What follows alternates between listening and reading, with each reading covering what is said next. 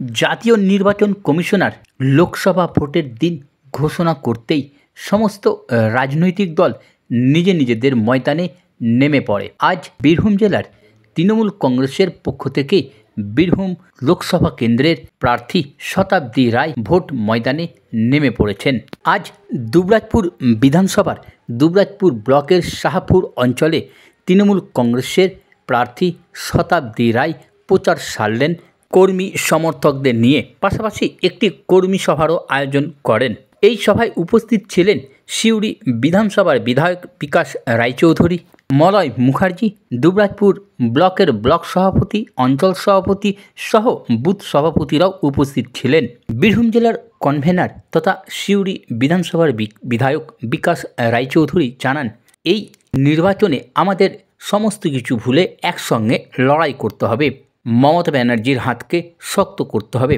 তিনি এও বলেন, কেন্দ্র সরকার যেভাবে রাজ্যকে বঞ্চনা করছে, সেই বঞ্চনার উত্তর এই লোকসভা নির্বাচনে দিতে হবে সাধারণ মানুষকে তথা বাংলার মানুষকে। এই কথা তুলে ধরার জন্য বলেন কর্মী সমর্থকদের। তিনি বলেন, রাজ্য সরকার নিজের তহবিল থেকে 100 দিনের কাজের টাকা মিটিয়েছে সাধারণ মানুষকে। এই কর্মী সম্মেলনে কি বললেন বীরভূমের প্রার্থী শতাব্দী রায়, চলুন শুনে নিই। যারা চুপ করেছিল, আমরা 2-1 দিনের মধ্যেই আমরা পারলে আরো একটা 12 দিনের কাজ, গরিব মানুষের কাঁচা বাড়ি পাকা হয় না, আবাস যোজনার কাজ, যেগুলো কেন্দ্রীয় সরকার আটকে রেখেছে, বিজেপি সরকার আটকে রেখেছে, আর মমতা ব্যানার্জি তা সত্ত্বেও যাদের টাকা বাকি ছিল তাদের টাকা তাদের অ্যাকাউন্টে ঢুকিয়ে দিয়েছে। কাঁচা বাড়ি পাকা যদি ওরা না করে, মমতা ব্যানার্জি মে মাস থেকে কাজ শুরু করবে। এইগুলো যদি তোমরা প্রচার না করো, এবং এটা সবসময় তো বিজেপি, আমরা তো তৃণমূল করি, আমি তো বিজেপির গুণগান করবো না। বিজেপি যেটা অন্যায় করছে তার বিরুদ্ধে আমি কথা বলবো। এগুলো তো আমাদের সবাইকে, তোমাদেরকে এইগুলো মুখ থেকে তো প্রথমে বেরোনো উচিত, তবে তো তুমি একটা বুথের দায়িত্ব রয়েছে এবং দেখে মনে হচ্ছে তুমি মোটামুটি তোমার কিছু জ্ঞান বুদ্ধি আছে, সুতরাং এইটাকে নিয়ে কেন বলবে না? ভোটে জিতবো। আচ্ছা, আমাদের বিরোধী যারা আছে তারা এই 12-13 বছর ধরে কি কাজটা করেছে? কটা তারা কেন্দ্রীয় প্রকল্প এনে মানুষের সামনে হাজির করেছে?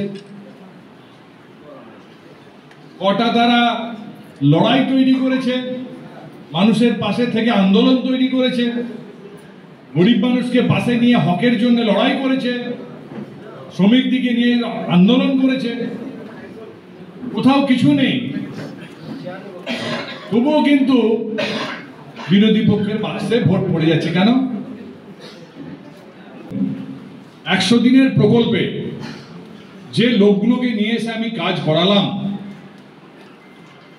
আপনি বাড়ির মালিক, আপনি একটা ডেলি লেবারকে ডেকে নিয়ে এলেন যে ভাই চল তুই আমার ঘরে কাজ করবি, সন্ধ্যাবেলায় হবে, তুই 250 টাকা নিয়ে ঘর যাবি।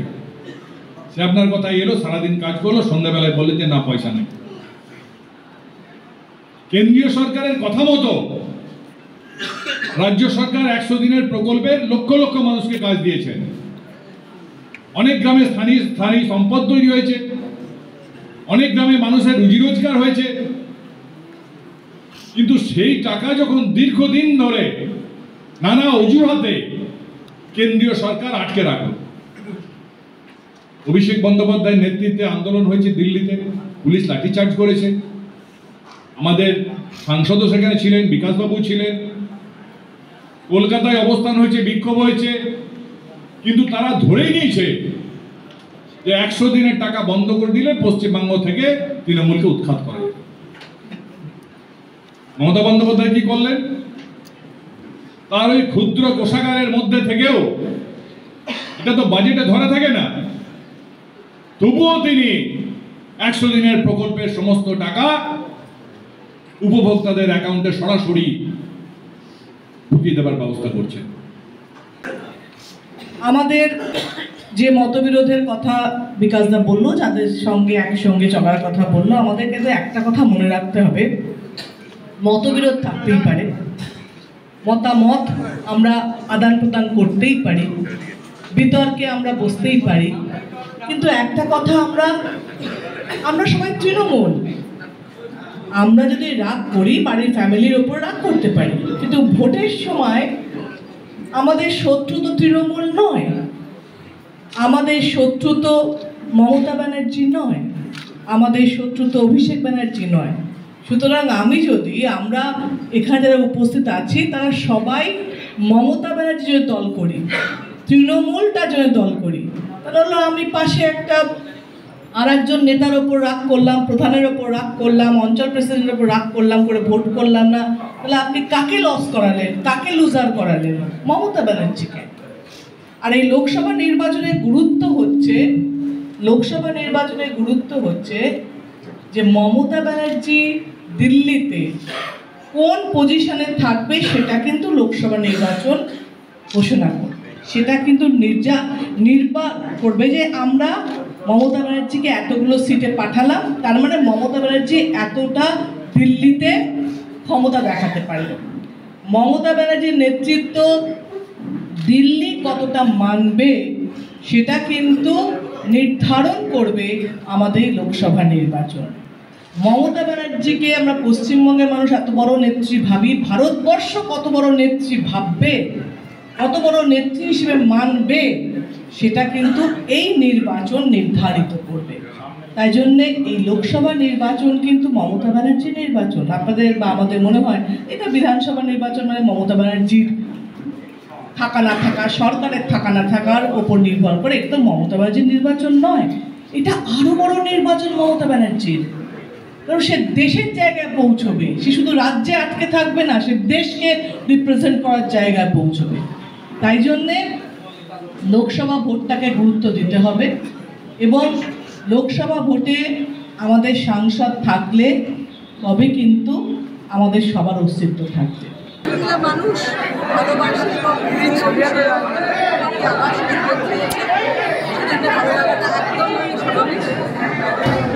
আর বিজেপি সরকারের ইতিহাস দেখতে বোঝা যায় ওরা সবসময় সাধারণ মানুষকে অসুবিধা ফেলেছে।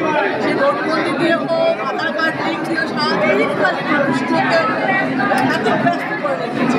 এবং সিএম তাই যেখানে সব মানুষগুলো বাবা মাকে ছিল ভুলে যাওয়ার অবস্থা, আমার বাড়ি কোথায় ছিল ভুলে যাবো, সেই জায়গাতে ওরা না সবসময় বিজেপি সরকার মানুষকে অসুবিধা ফেলেছে, অসুবিধা দিদি এবারে লোকসভা সেটা নির্বাচনের আগে চালাতে পারবে না, শুধুমাত্র মানুষদের কনফিউজ করার জন্য মনে করছেন প্ল্যানিংটা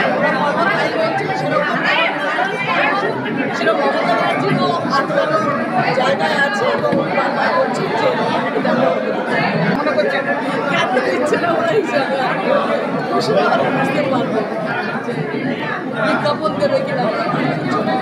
ভোট দিলেই তো ইডি সিবিআই এর একটা জোর বেড়ে যায়, এইবারে কি সেরকম একটা কিছু হবে? ব্যবহার করবে এবং ভোটের আগে দিনে দিনে বাড়বে, যেমন গরম বাড়বে সেটা মানুষ একটা ভয় পাচ্ছে।